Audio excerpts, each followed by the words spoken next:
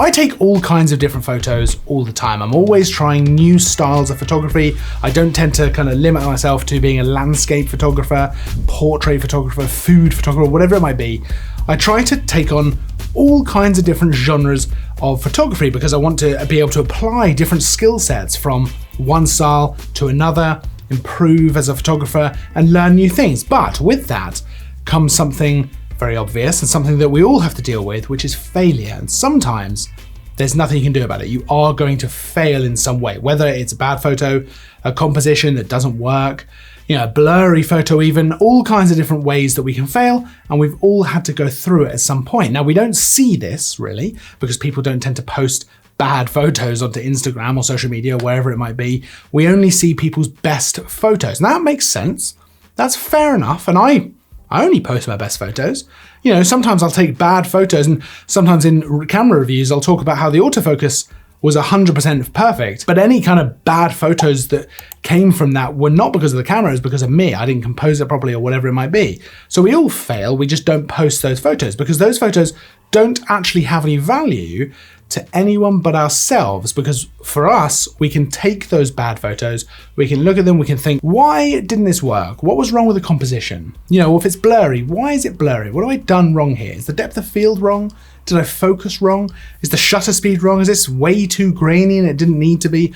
What can I do differently next time to improve? The key here is it's fine, it's okay to fail. Maybe not at a wedding, a one-time event, maybe then it's not okay to fail, but otherwise it's okay to fail as long as we can grow and we can learn from it and become better photographers. So with that in mind, I'm going to show you some photos that I've taken which have failed, some situations where I've not performed as well as I would have liked, and then how I've learned from that and how I've grown from that. So first up, let's talk about night sky photography, because this is an interesting type of photography that actually there's quite a lot to it that you need to get right initially in terms of settings and stuff like that to be able to take good photos. So first of all, here's some photos from one of the first times I went out and took some photos of the night sky. Now, I'd done a bunch of research, I tried to learn as much as I could about what to do, but when it came to doing it, it is very, very different to what you think in your head. So you head out, it is pitch black. I'm very lucky to have a dark sky area near me up on Beachy Head, which is great, but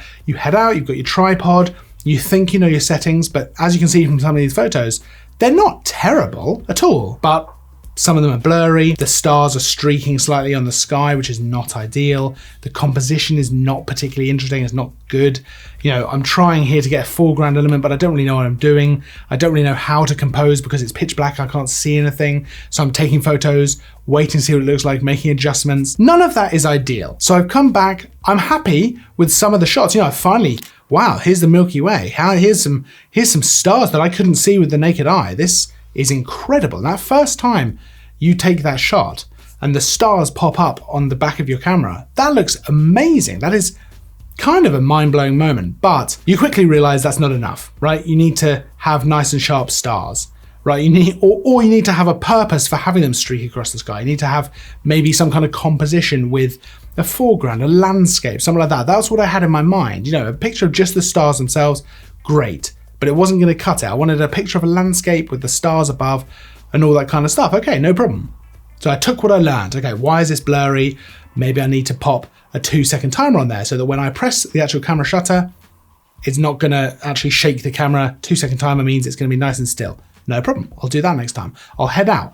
Big thing I learned, pre-planning. You need to know where you're going to take your photo. You need to know roughly what the foreground's going to be, what the landscape's going to be, and then you can plan and go out and take your photo. You've taken out a huge amount of the guesswork when you actually get there. No probs. Bring a torch. That's a big one. Didn't have one. That was a big, big learning moment. So I head back out. I take more photos. I try and use kind of landscape.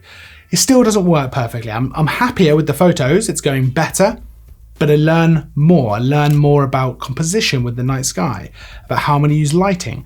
And this time I learn, okay, this is a bit grainy.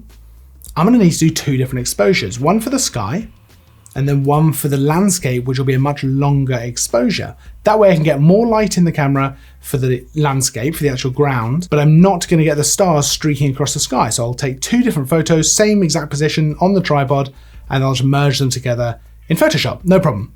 Great. Now we're starting to get somewhere. Now what I need to do is find a good foreground element. It could be something like a lighthouse, it could be a landscape, or in this case, I can actually bring some people with me and use them as my foreground. Okay, great. So I'll get them to sit there, look up. I've composed it with the Milky Way. I've worked out where that is by taking a couple of test photos. Great. Camera on tripod. You sit there, have your torches. I know some people don't like torches kind of blasting up into the sky, but I quite like it. I like the look of this one. So we went with it. 2 different exposures, one for the night sky. I'm gonna get that without any people in the photo. Let's take that photo focused on the night sky. Then I'm gonna focus on the foreground. So the night sky, this is gonna be blurry in this photo, but it doesn't matter because I'm gonna use the night sky from the other photo. Great. But now I'm using a long exposure for this foreground, but the people, no matter how still they sit, are not going to be perfectly sharp. No problem. I've already kind of learned a lot about this by experimenting before. So I'll get a torch, I'll just run it over the people as I'm actually exposing the shot. Now I've got a nice bright foreground which I can use. Sure, the people are not perfectly sharp. They're not going to be because it is actually pitch black, but now I've got a nice bright foreground. I've got the starry sky behind. I can merge them in Photoshop. And now I've gone from those photos that were blurry, the stars were streaking, there was no real composition, to this, which I'm really happy with and I actually have hanging on my wall in my home. And this is the same for a lot of different types of photography. You try out food photography for the first time, you're gonna have to experiment with different compositions, with having different items in the frame. Maybe you do some research, maybe you think about styling, maybe you add some other things into the frame. But the first time you do it, it's maybe not gonna work as well. Maybe, like with this shot, your depth of field is just too shallow and it's not going to work. Maybe you need to practice a little bit. You need to do something. You need to see what works, what doesn't. Why doesn't this particular shot work? Well, maybe it's not balanced. Maybe there's not enough in each of the sections of the photo. Maybe you need to play around with the negative space and maybe you need to remove the negative space, but you're not going to learn that until you start taking the photos. It's the same sort of thing with heading out with bad weather. You know, I used to hate having to head out when the sky is just that uniform gray, you know, no texture to it. It's just a kind of a light gray, super boring light. Everything is just a bit damp, not great. But sometimes, especially in my situation, you know, if I have a camera for 3 days to review it and the weather is just like that for 3 days, I'm gonna need to go out and take some photos. I'm gonna need to test it out. So you can't just rely on those old landscapes that you use for sunset, sunrise, you know, with interesting light. Now you need to find your own drama. Now you need to find your own interesting subjects within the landscape. So for example, with the bad weather, I would used to go out and try and take those landscape shots and the composition is fine, but the photos are just not that interesting because there's nothing there. There's no interesting light. Everything just looks a bit sort of drab and there's no real color. It's not particularly interesting. So the photos don't look that great. Whereas I then learned, okay, I'm not gonna be able to take those kinds of photos. There's 2 things I can do. I can stay indoors instead, take photos in the house, product photos, food photos, stuff like that.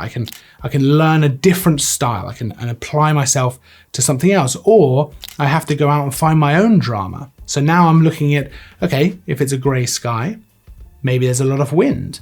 If there's a lot of wind, the waves are probably going to be crashing a bit harder. Now I need to go find some rocks that the waves are going to smash against.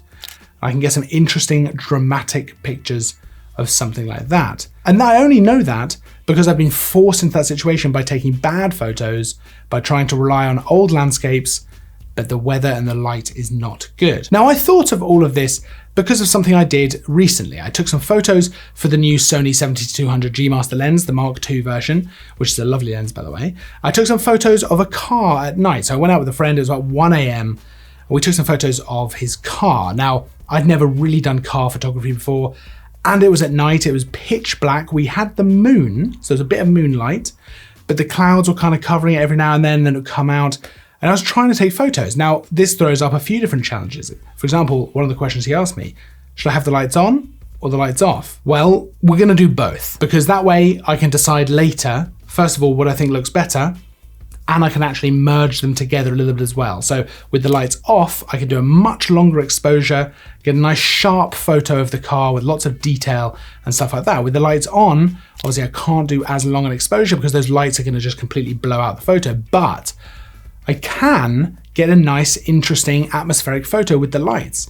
Then I can merge them together in Photoshop, and there you go, we've got a nice photo. Now, this did take a little bit of trial and error, but I applied my learnings from landscape photography, night sky photography, portrait photography, treating the car like the subject, even a little bit of product photography. How am I gonna get the light to fall on this car? So I set up the tripod, I set up the camera. We're gonna try it with the lights off first, and I'm gonna run over, so I set a 10-second timer.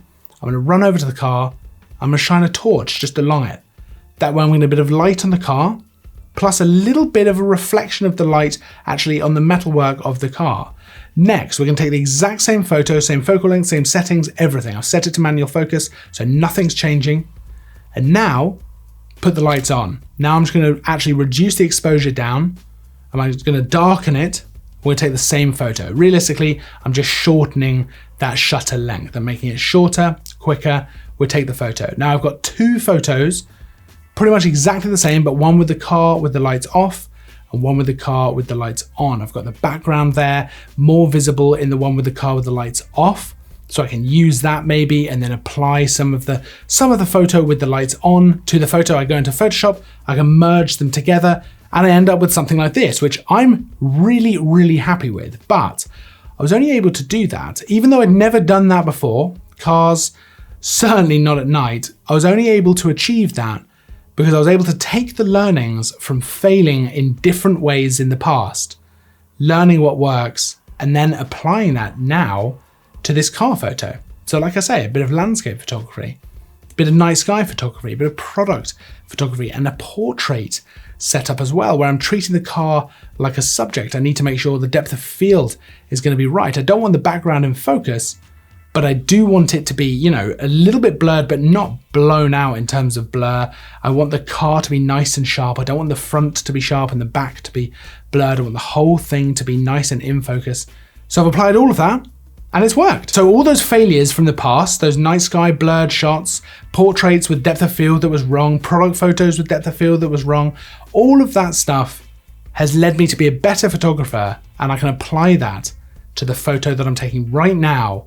I've never done it before, but I already know what I'm doing because I've learned from those previous mistakes. So the key message here is it's okay to fail because it makes you a better photographer. And not to sound too cliche, but if you learn from your mistakes, you never really actually fail at anything. So let me know what you think down in the comments. Is this something that applies to you? Have you ever experienced this in the past? I'd love to hear any kind of experiences or anecdotes you have about any of this stuff. I'm sure we can get a conversation going down in the comments, a bit of an honest situation down there. Don't forget to like and subscribe if you enjoy the video. There's loads of tutorials every week, reviews, all the stuff. I'll see you in the next video. And as always, thanks for watching.